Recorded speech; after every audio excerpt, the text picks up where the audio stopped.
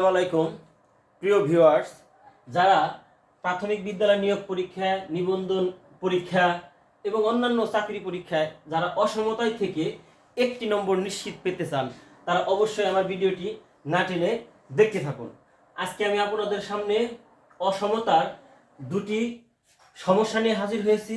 এই দুটি সমস্যা সমাধান করতে পারলে এবং এটা যদি আপনারা বুঝতে পারেন, তাহলে অবশ্যই অসমতা থেকে আসা একটি নম্বর অবশ্যই আপনারা নিশ্চিত হতে পারবেন। তো দেখতে থাকুন।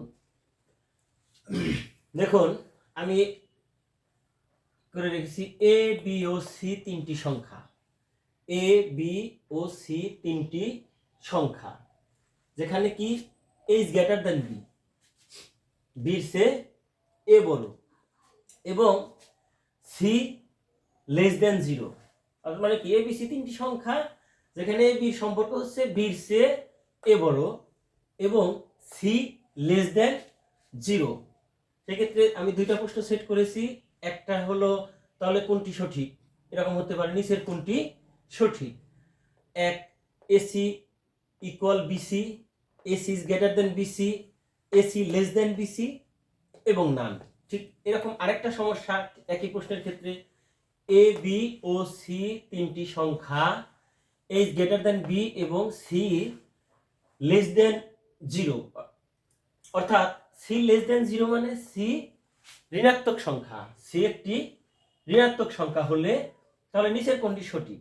এক নম্বর, সি বাই এ সমান C by B, C by A is greater than C by B, C by A less than C by B, none.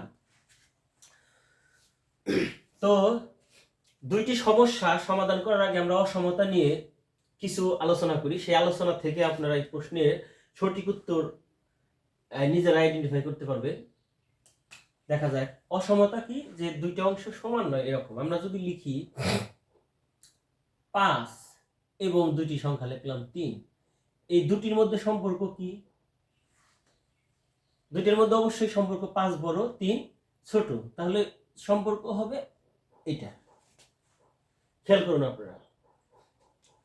তো ঠিক একইভাবে আমরা দুটি সংখ্যাকে যদি -1 দ্বারা গুণ করি, -1 দ্বারা গুণ করলে এটা কি হবে? -5। এইখানে -1 দ্বারা গুণ করলে কি হবে? -3। এখন স্পষ্ট তো কি বোঝা যাচ্ছে?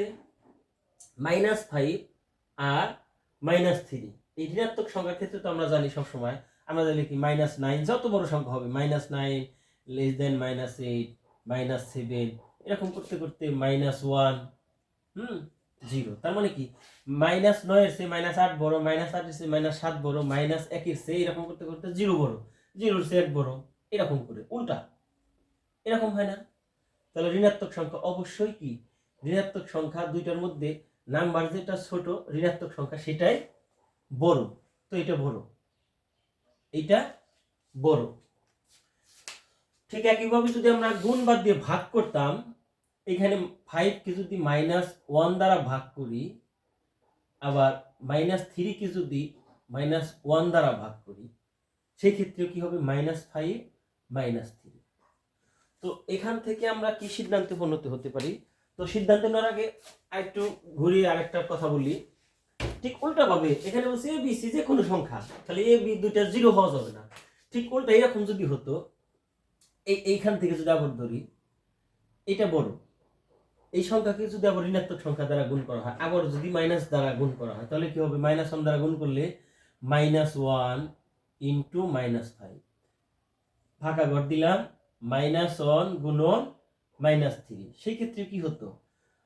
সেই ক্ষেত্রে কি হতো? মাইনাসে মাইনাসে +5, ফাঁকা ঘর, মাইনাসে মাইনাসে +3। তো এ বি ধনাত্মক ঋণাত্মক যাই হোক, শূন্য না হলেই হলো।